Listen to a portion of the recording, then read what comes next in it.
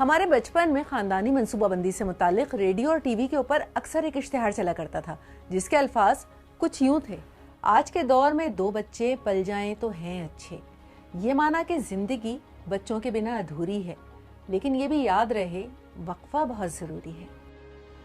تقریباً 2 دہائیوں سے بھی پہلے کے اس اشتہار کو شاید اس وقت زیادہ سنجیدگی سے نہیں لیا گیا جب ہی تو پاکستان کا شمار آج دنیا کے زیادہ آبادی والے ممالک میں 5ویں نمبر پر ہے. خواتین کی سیکشول اور ریپروڈکٹیو ہیلتھ کے حوالے سے ان کی شاید زیادہ بات ہی نہیں سنی جاتی، جب ہی تو وہ سنی سنائی باتوں پر بھی بہت جلد یقین کر لیتی ہیں. آج کی خواتین فیملی پلاننگ کے بارے میں کیا سوچتی ہیں اور ان کے ذہنوں میں اس حوالے سے کون سے سوالات موجود ہیں؟ ہم نے خواتین سے بات بھی کی اور انہی کی درخواست پر ان کی شناخت بھی چھپائی. میں نے جو ہے اپنی شادی کے 6 منتھس بعد کنسیو کیا. جب میری بیٹی ہو گئی تو یہ بھی ایک بڑا مرحلہ ہوتا. اس کے بعد تھا کہ میری بیٹی صرف 3 منتھس ہی کی تھی کہ میں نے دوبارہ کنسیو کر لیا. اور آپ یقین کریں کہ میری بیٹی ہوئی تھی 2 سپتمبر 2020 میں، اور میرا بیٹا ہوا ہے پھر اگلے ہی سال. میری بیٹی کی برتھ ڈے آنے سے پہلے سال کا بھی گیپ نہیں ہے میرے بچوں کے درمیان.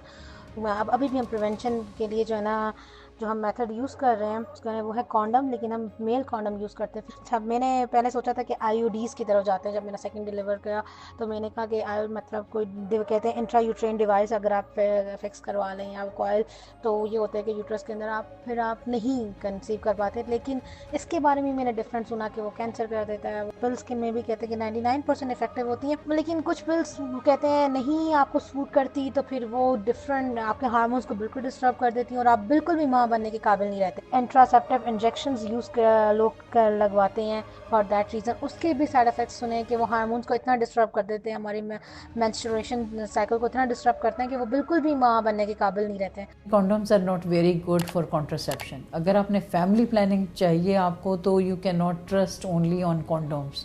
Condoms کے ساتھ فیلئر ریٹ بہت زیادہ ہے.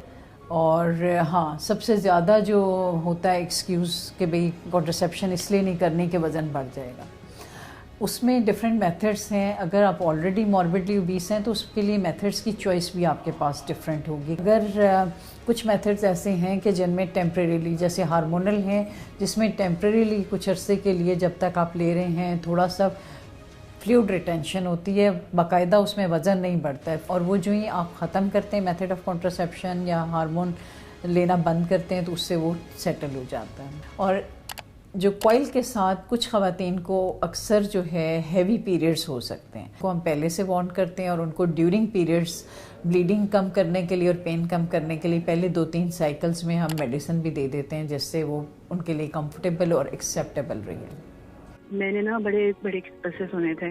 میری بہن کے ساتھ بھی حادثہ ہوا. میری بہن نے جب وہ کوئل لگوایا 5 سال کا، لیکن جب ان کو پین ہونے لگا 2 سال میں ہی تو انہوں نے چیک کروایا تو پتہ چلا کہ وہ شاید ایکسپائرڈ تھا یا ان کو وہ سوٹ نہیں کیا. تو ان کے اندر سے یعنی ان کی باڈی ایک دم، وہ میری بہن ریڈ کلر کی شرٹ پہنی تھی تو ڈاکٹر کہتی ایسا اندر سے تمہارا حال ہو گیا ہے.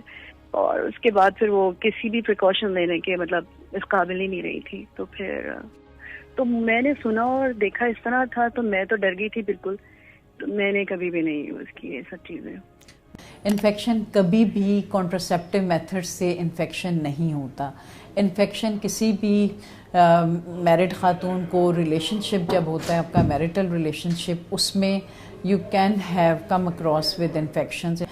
یا آپ جب اپنا انسٹرومنٹس جو آپ یوز کروا رہے ہیں یوٹرس میں کوائل رکھواتے ہوئے، سم ٹائمز کچھ کلینکس میں اگر پراپرلی اسٹرلائزڈ انسٹرومنٹس نہیں ہیں تو انفیکشن ان سے پھیلتا ہے، نہ کہ کوائل کی وجہ سے پھیلے گا. ہمارے ہاں بہت سی بچیوں کی شادی کم عمری میں بھی ہو جاتی ہے. کچھ لڑکیاں شادی کے بعد آگے پڑھنا چاہتی ہیں، جبکہ کچھ کپلز ایسے بھی ہیں جو پہلے کیریئر پہ فوکس کرنا چاہتے ہیں. بہت سی خواتین فیملی پلاننگ کے حوالے سے لانگ ٹرم ڈیمیج سے بھی ڈرتی ہیں. شادی کے فوراً بعد پہلے بچے کی پیدائش سے پہلے جو پیریڈ آپ اویل کرنا چاہتے ہیں، ہر طرح کی فیملی پلاننگ میتھڈز اس میں سیف ہیں. اگر وہ آپ کے ایلیجبلٹی کرائٹیریا میں پورے اتر رہے ہیں، آپ ٹیبلٹس بھی لے سکتے ہیں، انجیکشنز بھی لے سکتے ہیں، اور یوٹرس میں کوئل بھی بیفور فرسٹ چائلڈ برتھ آپ رکھوا سکتے ہیں. اب آتے ہیں 20 سے 40 سال کی عمر کی خواتین کی جانب کہ وہ فیملی پلاننگ کے ایسے کون سے طریقے اپنائیں کہ ان کی صحت بھی بہتر رہے اور اپنی فیملی بھی مکمل کر سکیں. اور کیا پری مینوپوز میں بھی فیملی پلاننگ کے میتھڈ ضروری ہیں؟ لانگ ٹرم کنٹراسیپشن میں ہمارے پاس انجیکشنز بھی ہیں، ہمارے پاس کوائلس بھی ہیں، ہمارے پاس اسکن کے نیچے لگانے کے لیے امپلانٹس بھی اویلیبل ہیں۔ 40 to 50 ایئرس جو آپ کا ٹائم ہے پری مینوپوز یا پیری مینوپوز، اس میں آپ کو پروٹیکشن تو کرنی پڑے گی، اور